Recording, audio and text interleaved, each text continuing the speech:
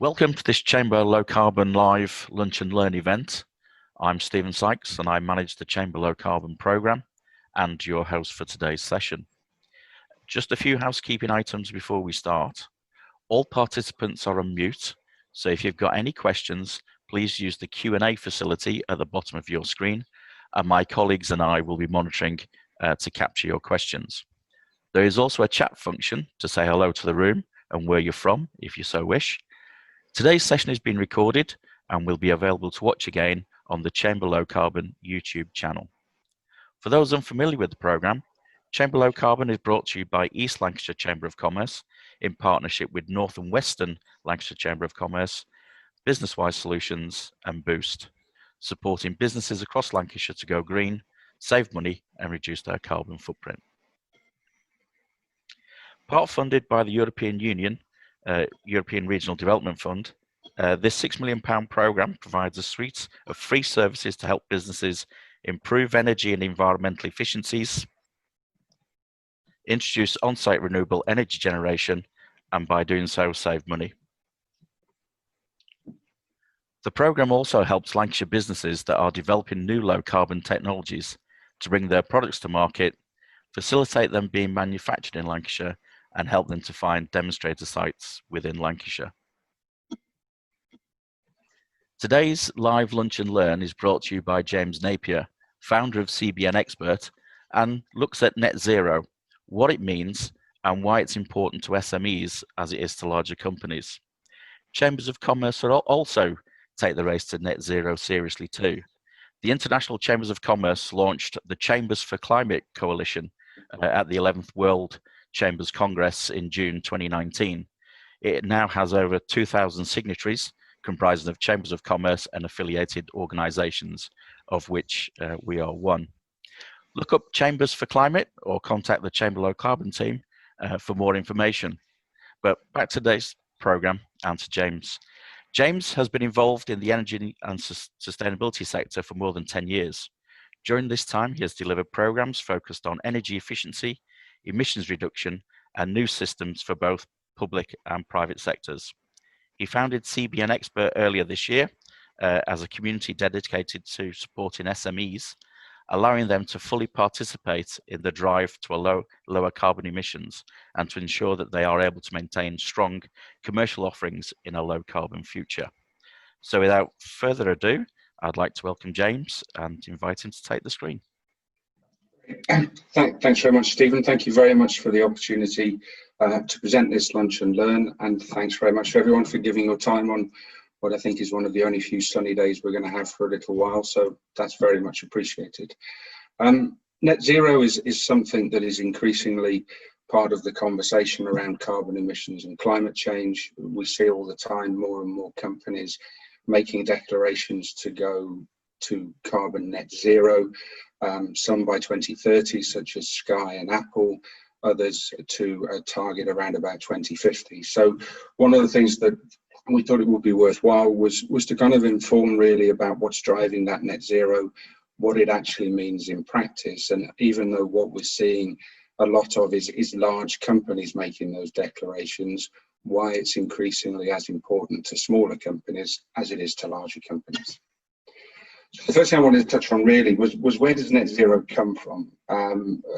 Most of you would have heard of COP21, the Paris Agreement. COP being the Conference of Participants is just the title for the annual global climate conferences. And during that, the world set an agreement to limit global temperature increases to 1.5 degrees above pre-industrialization levels by 2100.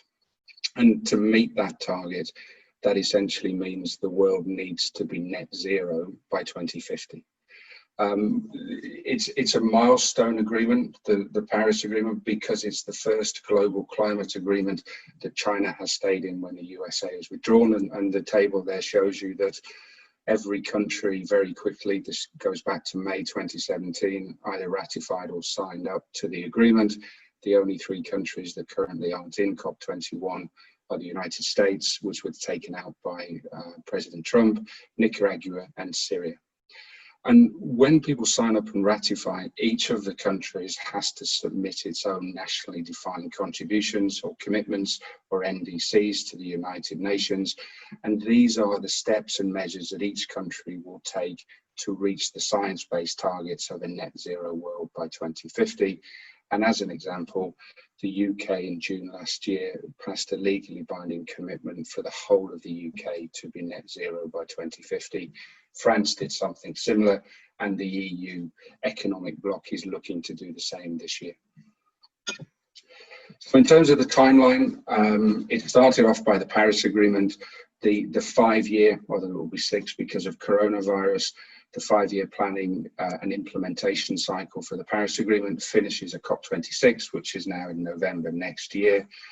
And ahead of that, the UK, the UN and Chile, who were the hosts of COP25, have launched the Race to Zero, which is a campaign to mobilize as many businesses, cities and regions to take action on climate change before November next year.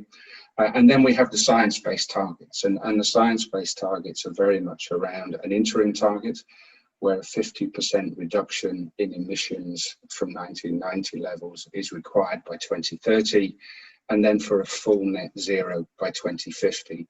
And the reality is that if we don't hit the interim target, then it's not possible to hit the 1.5 degrees by 2100, because the world needs that slow and incremental decrease in carbon emissions through that period to allow the global temperatures to cool down. How are we doing? Current commitments, we've done a lot. I think 61% greening of the UK electricity grid. We're not allowed to buy internal combustion car engines from 2035, and there's some talk that that will come forwards. But everything that we're doing now, pre-coronavirus, is about 20% of what we need. And currently you'll see at the bottom that we're looking at a 3.2 degree rise by 2100 based on the last year's UN emission gap report.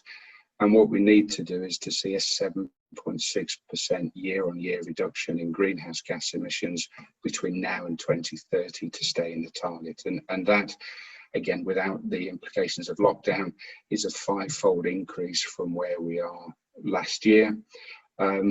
And these are targets about absolute reductions, and I'll talk about this. It's not just offsetting, this is the reduction targets needed to not emit greenhouse gases at all. And the implications of this is as we move further through this decade, is the further behind we are, the implications are that the governments in Europe and the UK will start implementing increasingly stringent legislation to force organisations to hit that run rate of targets. So getting to net zero, and I had a discussion with somebody this morning, and they said, isn't it a case of just offsetting emissions? And the answer is no, not really. There is a requirement to have a very quick reduction in emissions between now and 2030. And the target within the science-based targets is a minimum of 80% absolute reduction in emissions. 90% is preferable. And then the 10 or 20% is the offset of emissions that really aren't able to be mitigated through that. So simply planting trees and offsetting all the emissions that you have doesn't get us to where we need to be, and isn't in line with the science-based targets. To talk about some emissions, the emissions are grouped into 3 scopes, handily named 1, 2 and 3. The first one is the emissions that you generate internally. So these are from your business activities, from the buildings and facilities that you operate, from the fugitive emissions from things like air conditioning systems, and from the transport that you use to deliver the goods and services. So that will be company cars, company trucks, etc. Scope 2 is then the emissions from the energy that you purchase. And scope 3, which is the harder part of the emissions, is all of the emissions in everything you buy and then in the life of everything that you sell. So technically speaking, for Jaguar Land Rover, if they sell a car, then the emissions from the life of that car and the disposal of that car at end of life are all within their scope 3 emissions. And to try and put that into some some degree of context, Formula One last year announced that they will be net zero by 2030 for Scope 1 and 2 emissions, and that is equivalent to about 250,000 tonnes of carbon emissions a year. And they've also calculated their Scope 3 emissions, which these are all the people travelling to, all of the things they buy into Formula One, as 1.65 million tonnes. So when companies are looking at mitigating their own emissions, in Formula One's case, their Scope 3 emissions are 6.5 times the size of their Scope 1 and Scope 2 emissions, which is why when you see people start talking about attacking Scope 3, it becomes an exponentially more difficult task to achieve that, which is why it takes such a long time. Really coming back to why it's important now, really three main reasons and one timing reason is it's important to smaller companies because it's increasingly important to your customers. We'll talk about these in more details, but we're seeing companies that are winning and losing work in part based on their sustainability criteria. It's important to your employees, especially those firms that are looking to recruit younger people, and it takes real cost out of your business. At the heart of net zero is efficiency. Use less, waste less, which makes a business more efficient and lowers the costs of a business. And a 50% reduction by 2030 means that you really need to start taking action now to have all the plans and the aspects of what you need to do in place. Otherwise, the longer you leave it, the more reductions you have to do faster, and the implications are that the costs will be higher. So in terms of your supply chain committing to net zero, the companies on the right are really just a small selection of some of the companies that have made a commitment to be net zero. I see some of those are in line with the 2050 target. Others, such as Sky, have made their declaration that they will be net zero across their entire supply chain by 2030. Apple as well has said by 2030 they will be net zero at point of sale. And the implications are anyone in the supply chain of companies that are net zero will have to be net zero themselves, or they will have to pay for their customer to offset the legacy carbon that sits within their goods and services.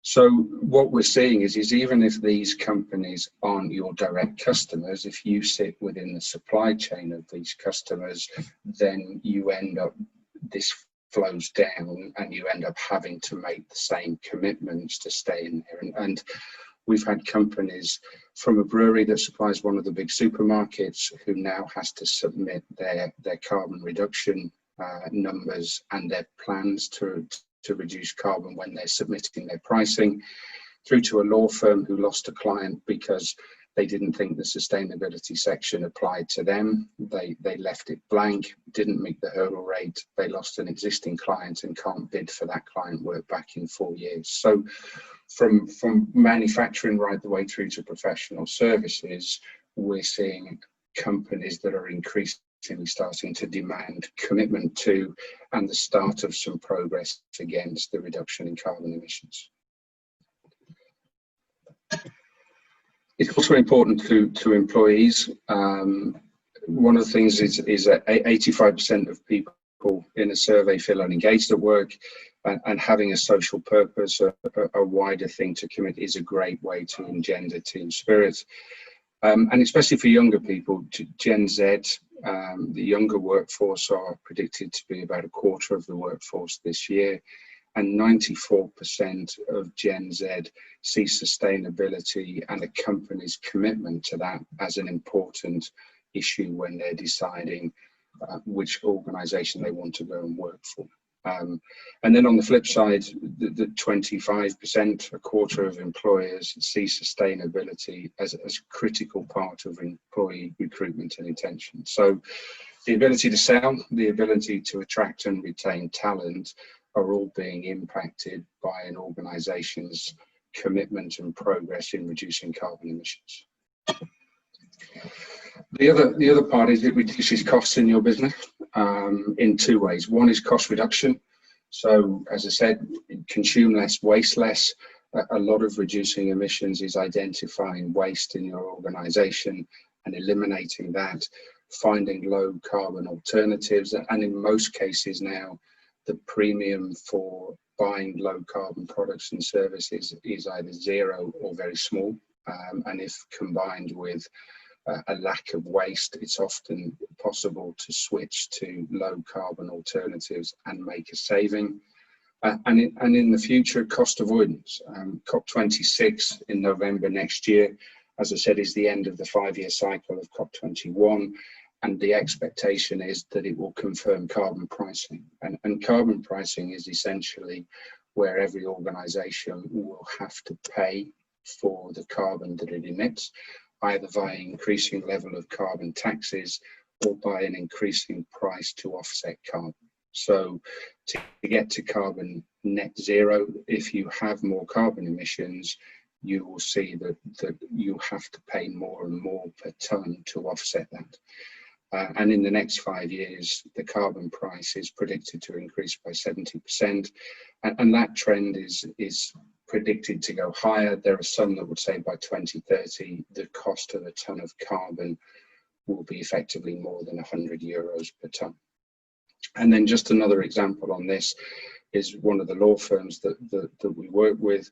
They were using 300,000 sheets of A4 paper a month, which is an annualized cost of about 36 grand, but about 19 tons of carbon. And all of the lawyers saw paper as fundamental to doing business, printing out multiple copies, putting amendments and comments on the paper. And then lockdown happened, 200 lawyers went home, no access to printers, and they stopped using paper at all. So they've during lockdown pretty much eliminated that. What we're doing is working with that law firm that when the offices have now started to open, that people don't go back to old habits, that they continue to use electronic documents, and actually put into context that they've saved the money and also the carbon reduction, and any movement back to old practices just makes the objective and the challenge of reducing carbon emissions down in the future that much harder. And then just talking about 2030 is kind of really only 5 years away, and the reason for saying that is that if it's not started now, then it becomes an increasingly harder objective to hit. So a 2-year delay in starting increases the rate at which a business has to reduce its carbon emissions by 25%. So again, we will see more legislation coming in. So having a plan, being engaged, being mobile will actually help your organization be able to cope with whatever increasing legislation comes in the future. So just very simply, I mean, I guess most of you will have seen some of this. There are some simple ways, is reduce what you use. I think we could all go through our organizations and look at where we are wasting stuff. We're buying stuff that isn't needed. Be efficient. Again, look at what do you really need to have in the organization. Reducing travel is a great way to reduce emissions down, especially if you do plane travels. And I think what we've seen through lockdown is clearly we haven't been able to travel. We're seeing people moving around more now, but I think we're in a situation whereby what lockdown has given us is the ability and the permission to talk to clients over the phone or over video conference, whereas before we would naturally have got in a car or on a train and gone and seen them. So putting all of that in place and keeping that is going to be important for reducing emissions. Buying low carbon, there are increasing number of products and services, for instance, a zero carbon paper based on sugarcane waste that is certified carbon zero, and again doesn't cost pennies more than a normal paper would do. So there's lots of alternatives now to start buying low carbon products and services.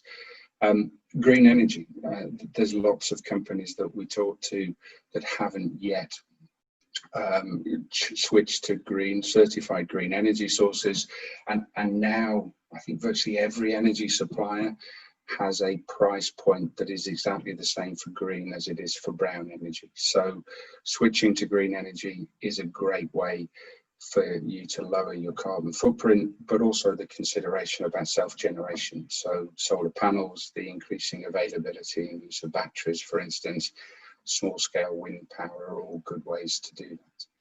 And then recycle. And there's a lot of stuff that we throw away that we don't need to because there's a habit. Is again, we're seeing a lot more companies now finding more and more ways excuse me, to reuse products, and that's not just consumables within the business, but actually finding more ways in the goods that they produce to try and recycle more. We've also seen within this as well, and Apple is an example of this, is changing business models. There's a very interesting article last week that Apple are creating a global market for zero carbon aluminium that didn't exist before, but also looking at moving away from this inbuilt 2-year obsolescence to a business model that allows people to customize, upgrade, repair Apple products rather than throw them in the bin and use another one. So it's that whole movement in business models that basically says in the future there'll be more value in allowing people to reuse and upgrade existing products than necessarily in throwing away what they have and buying a new one. So just a little bit about Carbon Expert and what we do is we recognise that tackling climate change is a priority for all businesses. Our passion is supporting SMEs, very clearly helping SMEs to fully participate in tackling climate change. We want to make it as easy as possible, so we have make it easy to calculate and report carbon emissions. On the basis that SMEs have a lot to do day to day, we've put a supporting community in that provides insights and access to experts. So when you need help, you can get it. Clear targeting and reporting of progress to stakeholders is critical, allowing your customers, your employees and other stakeholders to know that 1, you're committed, and 2, that you're making progress is key. We've fully aligned it to the UK government and United Nations initiatives, so SME businesses can say that they are participating in climate change in the same way as the big corporates that were listed on the previous slide, and very much at a cost level that provides a clear return on investment, and very much aware that there's a low hurdle rate for SMEs to fully participate in this, not least how much does it cost, but also how much effort does it take for me to manage this. So very much based around a clear return on investment. So we've put the partner community in, which is free for anyone to join. That provides insights, so practical and useful information through regular newsletters and exclusive member events that is to inform you, to bring other people that are experts to give you insights in what to do. There's the community of users that can share best practice, and then access to a range of experts that can provide specialist help, and they range from specialist energy companies that will come in and do energy infrastructure, electric vehicle specialists, right the way through to behaviour change people and business change consultants that can help embed the changes that are needed in your business. And as I said, we've aligned everything that we do to the United Nations Race to Zero initiative. Just for completeness, we support the community with our dashboard. It's easy to use, it's intuitive, and it allows you to calculate your carbon footprint, break it down into its constituent parts, and then track and report your progress. All of it is based around the UK government's carbon and greenhouse gas emission table, so it reports all 6 gases and really gives companies a professional way to manage and measure their carbon emissions. So that's it from me. Thank you very much for your time. Hopefully you found that useful, and please let me know if anyone has any questions. I was going to say, we do have a question from John. What I'll do, this is a bit confusing because John appears to be on twice. So I'm going to switch John's microphone on so he can ask his question directly. John, do you want to switch your mic on? I'm trying. I'm on twice because I've got a picture on my laptop. Right. But I've nothing on my iPhone. Okay, well you're now through. So if you want to ask your question to James. Yeah. Since hoping you've got some info, since China is a big supplier to Apple and such top-level companies, along with China being such a big user of coal, do we have any information on their way to hit the big numbers affecting the whole globe? On China's emissions? Yes. Yeah, no, absolutely. And this is probably, so China are now the world's biggest emitters. It might be worthwhile, John, there's a lot of feedback. Are you able to just put that on mute until you want to say something else? Great. Minute. Okay. I will in a minute when it goes.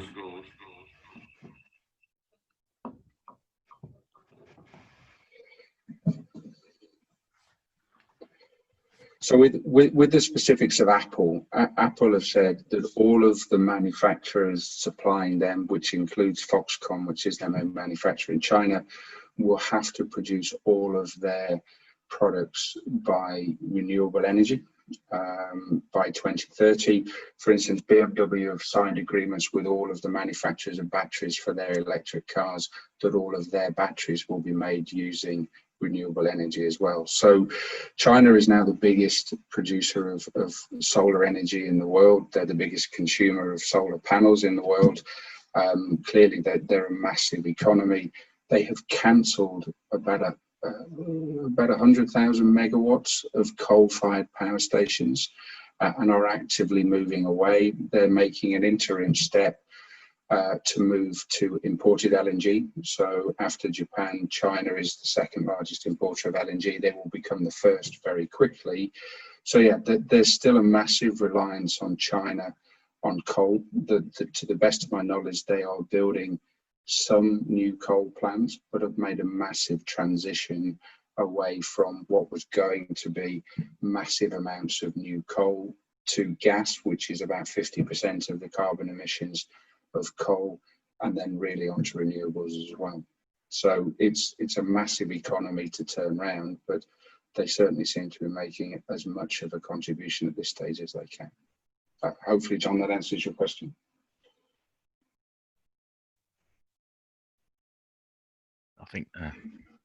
I think John's still on mute. You know, I am sorry about that. I am concerned that when I occasionally visit China, they are the biggest user that I come across. I know that US is still going mad with coal as well, see, in their way, but we are all trying to be at the front of the queue. Yeah. Which is making it very expensive and the small companies are struggling to keep up. It's all right talking about the big ones like Apple, but they are going to be crucifying the small companies that are suppliers to them in this period of time that we're aiming at. And I fully agree that we've got to be aiming at this. I would actually like to think we could do it faster, but I'm not sure about the, how do I say this, the serious mindset for the big money players, such as the Chinese. And if they drop off the side of it, then it all gets lost, doesn't it? Yeah, no, you're absolutely right. And there's always a level of national interest in all of these things. I think that the point I made earlier on that China has stayed in when America has come out is the first time that's happened. And I think something like 23 of the 50 states in the US have signed up to the principles of COP21, even though federally Trump took them out of the agreement. And absolutely, I think, John, it comes down to what the world needs now is for companies to kind of put their hand in the air and say, yes, we're committed. What I think is a much more personal thing is what is the journey to net zero that's right for each individual business. And in some cases, that will be easier than others. In some cases, it's because the embedded carbon in their business is much higher.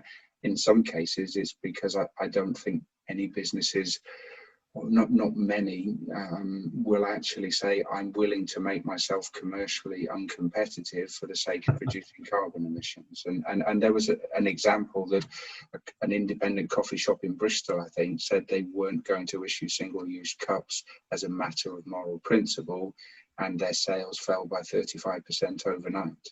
And they stuck with it, and most of their sales came back. But most businesses aren't in that position to be able to make and stand behind something that would lose a third of their business. So I think it becomes something that is, okay, we make the commitment, we're in, we're doing the right thing. How quickly we can do that and what that looks like and what support is needed, I think one is much more difficult and much more personal to each business, John.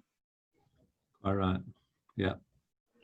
But I think the ability to say, we've made a commitment, we're in the race to zero, we're now kind of on the bus, if you like.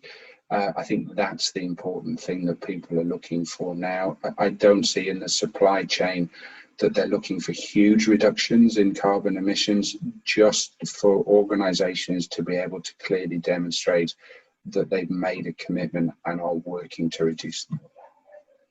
Yeah. Can we also put something in that saves me getting on an aeroplane and teaches me how to use this bloody system better? You're not alone there, John. Yeah, it's one of having been to China several times, John. Absolutely. Yeah, done lots of long haul flying and the avoidance of sitting for 40. I'm not built for economy, put it that way. So sitting in a cramped seat for 14 hours, I'm very pleased about being able to avoid that. I much prefer sitting in my garden and looking up at the clear skies from the effect and the difference. It is quite impressive. Yeah, absolutely. Well, I'm in Cheshire and we're close to the flight path for Manchester Airport, so we have noticed a massive difference. And we had probably 6 or 7 weeks where we didn't see a single plane. So it puts that into stark contrast. Absolutely. Yeah. And the big saving on carbon. Exactly right.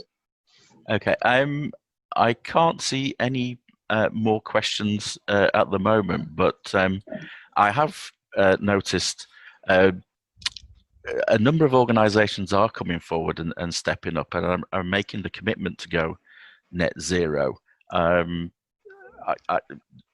There's tenders out at the moment for the Agricultural and Horticultural Development Board, and they're looking at cohorts of 30 to 40 farms, so that they're looking at collective carbon footprints.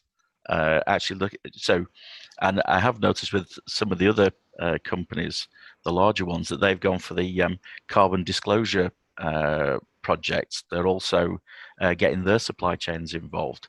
So how do you see that progressing going forward, James? I think that the collaboration is going to be critical. So we're talking to a major retailer that has 30,000 suppliers, small companies in the main, so probably 28,000 of those are small national or regional companies, and very much it is the obligation of the customer in this case not just to impose requirements on their supply chain, but also to actively support them participating. And again, whilst these major companies are making commitments to net zero, none of them want to do it by damaging their supply chain, because it's critical to their performance as a business. So being able to support your supply chain, in some cases we're looking at them creating new markets for products. So if there's benefit to be had from aggregating volume on low carbon packaging, for instance, then the retailer would negotiate the volume and the suppliers would call off the packaging requirements that they need. So again, there's a lot of collaboration that is required across the entire supply chain. And as I said, I think it's fundamental for any large company declaring net zero that its treatment and collaboration with its supply chain is fundamental to being able to get that. Well, I think one of the confusion issues is in fact, in your presentation, you mentioned different targets. We've got some governments at 2050, some governments at 2040. If I just look at the local authorities around here, the Liverpool City region, Metro Mayor declared a climate emergency and to be net zero by 2040. Liverpool City Council declared a climate emergency and net zero by 2030, and Greater Manchester by 2038. Do you not think it'd be good if we actually all agreed on a target?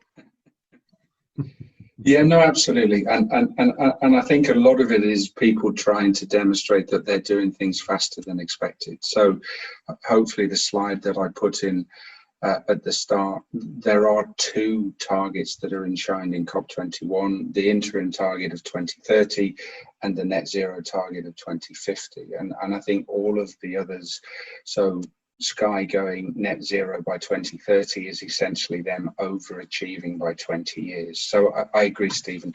The targets are in some way confusing, but are actually people trying to do the right thing faster. So I think if we can keep in mind that the science-based targets are 2030, 50% and 2050 net zero, then everything else is people trying to be faster than those targets.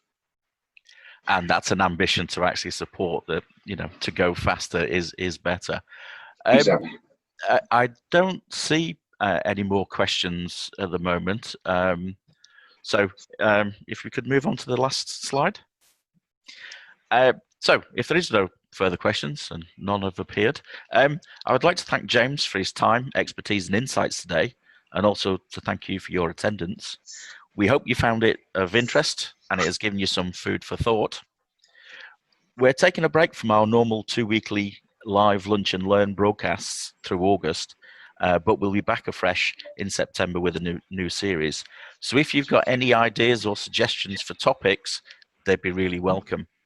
To find out more about the Chamber Low Carbon Programme and the support available if you are a Lancashire-based business, or to register for our newsletter and future events, or indeed find out about previous live lunch and learn events, please go to our Chamber Low Carbon website for more details and to register. Please keep in touch via the media channels on your screen. And until we see you again, on behalf of James, the Chamber Low Carbon team and myself in these challenging times, be alert and stay safe.